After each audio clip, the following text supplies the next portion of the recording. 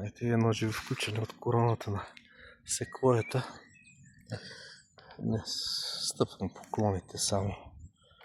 Съм с два позициониращи ремъка.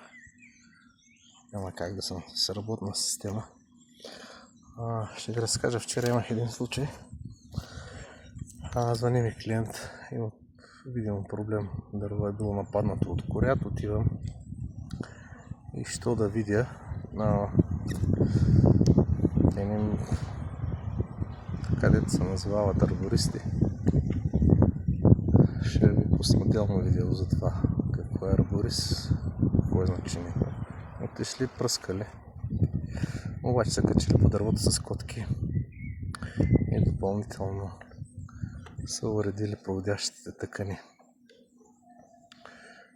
Да ви кажат, когато идва някой да ви кастре дърво, било да се качва да пръска, в никакъв случай не му давайте да използва котки да ви нарани допълнително дървото, което може дървото може да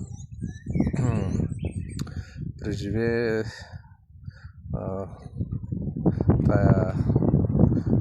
този опит коряда да се засели в него, който най-вероятно е преодолял, се е преборил с това, но това натупкване с шиповете може да е фатално и да стане обратен ефект, нали, с дървото.